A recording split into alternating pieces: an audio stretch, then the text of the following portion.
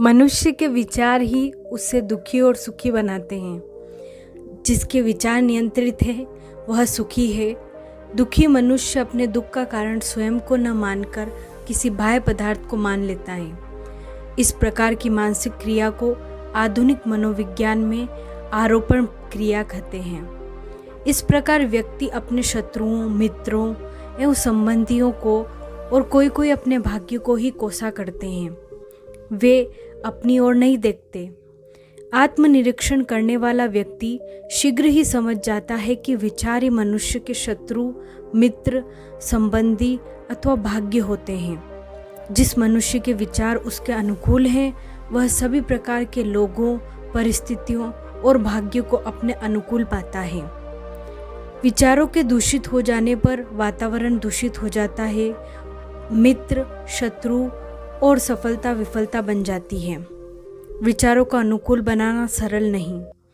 विचार अभ्यास से अनुकूल अथवा प्रतिकूल होते हैं। जो मनुष्य जिन विचारों का आदी हो जाता है उनके मन में वही विचार बहुधा आते हैं। सांसारिक बातों का चिंतन करने वाले व्यक्ति को उन्हीं विचारों में रस मिलता है। ज्ञान चर्चा उसके लिए रसहीन होती है। ज्ञान चर्चा मनुष्य की इच्छाओं को नियंत्रित करती है, उनकी तृप्ति नहीं करती।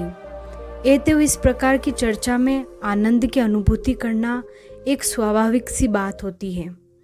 विचारों पर धीरे धीरे नियंत्रण हो पाता है। सभी आवेशपूर्ण विचार मन को निर्बल बनाते हैं। कितने ही लोग अपने विचारों से अत्यंत परेशान रहते हैं। वे अपने कुविचारों को मन से निकालना चाहते हैं, पर वे विचार प्रबल से प्रबलतर होते जाते हैं। ऐसी अवस्था में कभी कभी मनुष्य विक्षिप्त तक होता देखा गया है। किसी गांव में एक जैन मास्टर रहते थे। उनकी ख्याति पूरे देश में फैली हुई थी और दूर दूर से लोग उनसे मिलने और अपनी समस्याओं का समाधान कराने आते थे।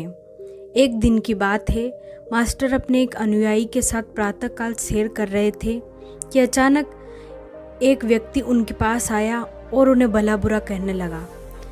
उनसे पहले मास्टर के लिए बहुत से अपशब्द कहे, पर बावजूद इसके मास्टर मुस्कुराते हुए चलते रहे। मास्टर को ऐसा करता देख वह व्यक्ति और भी क्रोधित हो गया और उनके पूर्वजों तक को अपमानित करने लगा। पर इसके बावजूद मास्टर मुस्कुराते हुए आगे बढ़ते रहे। मास्टर पर अपनी बातों का कोई असर न होते हुए देख अंततः वह व्यक्ति निराश हो गया और उनके रास्ते से हट गया। उस व्यक्ति के जाते ही अनुयायी ने आश्चर्य से पूछा, मास्टर, आपने भला उस दुष्ट की बातों का जवाब क्यों नहीं दिया? और तो और आप मुस्कुराते रहे। क्या आपको उसकी बातों से कोई कष्ट नहीं पहुंचा? जैन मास्टर कुछ नहीं बोले और उसे अपने पीछे आने का इशारा किया। कुछ देर चलने के बाद वे मास्टर के कक्ष तक पहुंच गए। मास्टर बोले, तुम यहीं रुको, मैं अंदर से अभी आया। मास्टर कुछ देर बाद एक मैले कपड़े लेकर बाहर आए और उसे अनुयायी को थमाते हुए बोले, लो अपने कपड़े उतारकर इन्हें धारण कर लो। कपड़ों से अजीब सी दुर्गंध आ रही थी और अनुयायी ने उन्हें हाथ में लेते ही दूर फेंक दिया। मास्टर बोले, क्या हुआ, तुम इन मैले कपड़ों को नहीं ग्रहण कर सकते कि ना? ठीक इसी तरह मैं भी उस व्यक्ति द्वारा फेंके हुए अपशब्दों को नहीं ग्रहण कर सकता। इतना याद रखो कि यदि तुम किसी के बिना मतलब भला बुरा कहने पर स्वयं भी क्रोधित हो जाते हो तो इसका अर्थ है कि तुम अपने साफ सुथरे वस्त्रों की जगह उसके फेंके फटे पुराने मैले कपड़ों को धारण कर रहे हो। इस कहानी में गुरु ने शांत चित्त रहकर अपने आप पर और अपने विचारों पर काबू पाने की बात कही है। किसी के अपशब्दों से हमें बिल्कुल भी विचलित नहीं होना चाहिए। हमारे मन और तन पर सिर्फ हमारा ही कंट्रोल होना चाहिए। यदि जीवन में बुद्धिमानी की कोई बात है तो वह एकाग्रता है, और यदि कोई खराब बात है तो वह है अपनी शक्तियों को बखेर देना। जब तक आप किसी योजना को अपने मन में पकड़ कर रखेंगे तब तक आपका मन स्थिर नहीं हो पाएगा। क्या आपने कभी इस बात पर विचार किया है कि जब आप बेचैनी, आवेश और इच्छा को लेकर बिस्तर में सोने जाते हैं तो आपको गहरी नींद नहीं आ पाती है? अति महत्वाकांक्षी लोगों को गहरी नींद नहीं आती है क्योंकि भीतर से उनका मन मुक्त नहीं होता है। जब आप सो जाते हैं तो कुछ समय के लिए योजनाओं और महत्वाकांक्षाओं का नहीं होना सा प्रतीत होता है, परंतु वास्तव में वे वही होती हैं। आप निद्रा को धारण करके तभी विश्राम कर पाएंगे जब सोने से पहले आप सब विचारों और योजनाओं को त्याग देंगे। इसी प्रकार जब आप ध्यान के लिए बैठते हैं तब भी सब कुछ छोड़ दीजिए। एक इंसान के मन के विचार उसका चरित्र बनाते हैं, उसका चरित्र खड़ा करते हैं। आपके विचारों के द्वारा ही आपके चरित्र की पहचान होती है।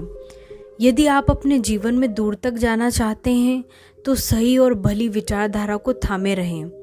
आपके विचार और उन विचारों के ऊपर आपका विश्वास ही आपके जीवन को ऊंचाइयों तक लेकर जाएगा।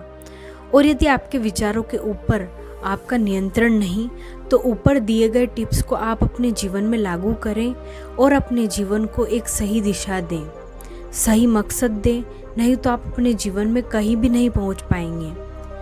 आज अपने लिए निर्णय लें, सही विचारधारा को चुनकर, ताकि कल आपके सही विचार कामयाबी को आपके पास लाएं। प्रतिदिन अपने आप को उत्साहित करें, उन सारी चीज़ों को अपनी ज़िंदगी से दूर करें जो आपके मन में बुरे विचारों को लाती हैं। अपने विचारों पर गौर करें कि वह कैसे हैं, अच्छे हैं या बुरे। फिर ध्यान से उन विचारों पर कि आपके मन में किसी को लेकर जलन के विचार तो नहीं आ रहे, डर के विचार, बदला लेने के विचार, गुस्से के विचार। आप ज़रा खुद ही सोचें, किसी की सुंदरता से जलना क्या सही है? किसी की कामयाबी से जलना क्या सही है?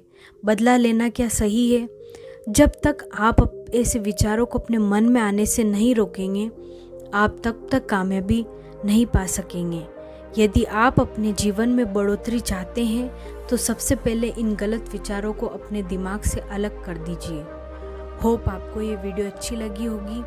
चैनल को सब्सक्राइब ज़रूर करें, लाइक और शेयर करना ना भूलें। Thank you.